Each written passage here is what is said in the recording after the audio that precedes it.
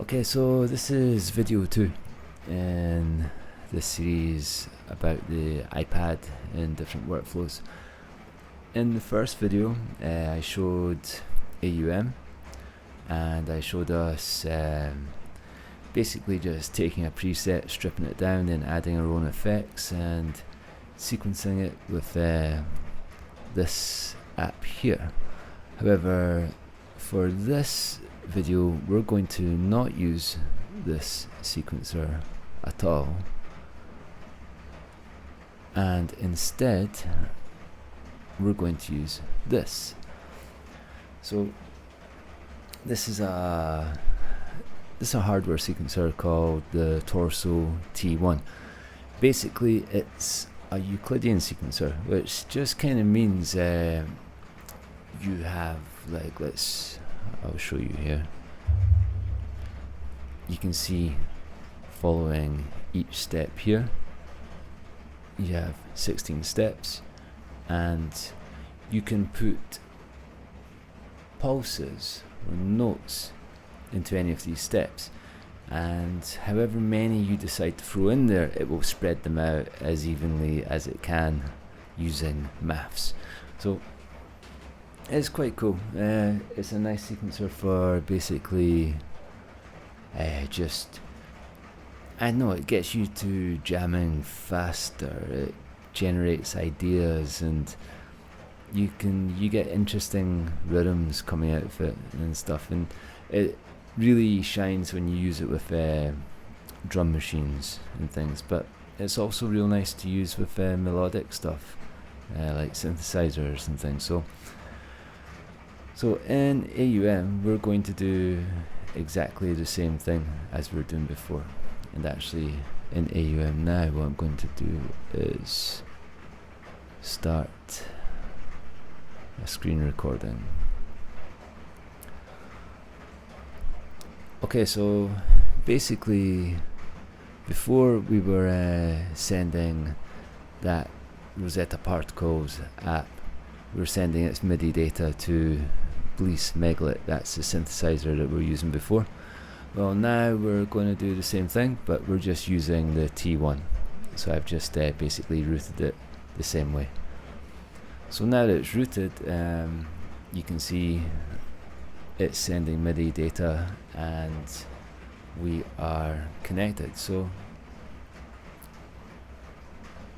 this sequencer is really cool. So every one of these pads represents a track. We got 16 tracks, and what we can do is with each track, basically, well, I'll just show what I'm doing for this jam. This thing does a lot, but you can get to something cool quite quickly. But the first thing I'll always have to do is I'll select my track, and I'll see what MIDI channel I'm on. Now in this case, I'm sending everything to the same synth. I'm going to send it all on channel 1. So channel 1, channel 1, channel 1. These are all the same. These are actually containing some information already. These are blank, so we're going to mess around with these ones, and then if I feel like it, I'll switch over to these, or not. Let's see how the jam goes, you know. So also, this series is absolutely not about making amazing jams or anything. It's more just about showing some workflows. So without going too deep into this yet, I think we should go and look at what's happening with the iPad, because that's what this is all about. So this is the same session that we used in video 1. Now, what's different is, because it's not standalone, I've put another device in the middle. So we have this USB dongle here. Now, this dongle, or hub, call it what you want to, this is how we're going to connect things. So in this case, I'm still considering this a mobile setup, and I really like this setup because it's an iPad mini, so small, and it's this thing here. small enough, you know. These can fit in a backpack. So we connect the USB hub, and then this has one USB-C connection here, so that just comes out here and it's coming into here. My microphone, which of course I wouldn't need when I'm just taking this around, is connecting in here. It's a USB mic. And this one is great because what this thing is just a portable battery pack, like you would just throw in a suitcase or a backpack when you're traveling around to keep your phone charged. Same thing. I like this because it has an output called PD, power delivery, and power delivery only comes out of USB-C, but it lets you fast charge devices, and it provides enough electricity to basically enough voltage to power things like Electron synth boxes and Roland boxes and stuff. If you get the right adapters for them, you can take this and a drum machine and power it, no problem. So yeah, that's this is a complete mobile setup, and I use this. I can use this just connecting to the iPad with one USB-C to USB-C cable, just going in here, no problem. But that means the iPad has to power the torso, and the iPad also has to do a lot of processing to basically music apps and the audio effects. They run a CPU really hard, and that's fine, but the faster it runs, the more juice it has to pull, hotter it gets, all of that. So if you just add one of these, then you can jam all day, and when you're done, this will be sitting at 100%, no problem. So yeah, it's a great setup. So yeah, there's nothing more to talk about really in regard to our sound. This is just the same as video 1. We're using this app, we're using the same preset as we left it, and we're processing it the same way. I've added one thing here, which is I've added a limiter here, and all that's doing is I've set this to kick in at a certain volume, and when the noise level gets up to -3 decibels, it's going to start pushing the audio back down so it doesn't cross that point, because you don't want your audio going over. See, you can see at the top here when I'm speaking, if I don't talk, you can see the background noise, which we have a kind of storm going on in Hanoi just now, but when I speak you can see the audio levels rise, and there's a 0 dB mark there. If we cross that, we're doing a thing called clipping, and when you clip, you distort. Now, if everything is analog here, distortion can sound warm and fuzzy and nice, and like something that you would maybe sometimes do deliberately just to get that sound. But digital distortion is just spiky and not nice at all. There's nothing pleasing about digital distortion. So that limiter is just going to stop that happening. It shouldn't affect the sound too much at all. It's really transparent usually. So yeah, just in case you're wondering what this thing was. And yeah, so we got this, we're connected here. So now the first thing I'm going to do is ignore these four. We're just going to work on these, because these are the ones we're going to jam on. So I've got my MIDI channels all set. That's great, we're good. Now next, what I'm going to do is I'm going to hold this one down, and we can set a scale. So every one of these is a different type of scale: chromatic, major, minor, minor pentatonic. They're all in here. So I'm always setting mine to minor pentatonic, and I just repeat that for each of these. So now I know, okay, cool, they're all playing the same scale. So no matter what these are going to do, I know they're playing the same scale. And then pitch, this is when you, I'll just move to this, we're not going to use this, but let's just like set this up anyway. So okay, so I select this track, I'm going to put to MIDI channel 1, I'm going to set its scale to minor pentatonic, and by default it will just have this one note here, but I can add other notes that are in that scale. See, I can't add this, or this because they are not in the pentatonic scale of this key. So that's what this is doing here. So anyway, what I'm going to do is just we're not going to use that. That's okay. I'm going to make sure that one stays muted. So anyways, I've got my MIDI, got my scales, got my pitches. I add some notes, and I've got some of these already populated with notes, which is quite nice. So no need to do anything new there. Now what else we can do is for every track it will run all of these steps, right? But I can cut some of these steps. So now it's just going to go to this step and then jump back to there, and that's really cool for making like polymeters. So a polymeter is when you've got a bunch of stuff all running for the same amount of steps, but on some of them you reduce the step number. It's not quite a polyrhythm, that's a different thing. Kind of similar in theory, but technically this is a polymeter. So yeah, so you can set up some polymeters, and then apart from that, I'm really just there's one other thing that I'm probably going to make use of here, and this is voicing. So I can tell it be higher or lower, but we have secondary functions for all of these. So if I press this control button here, these three down here are all kind of like arpeggiators, right? So these three will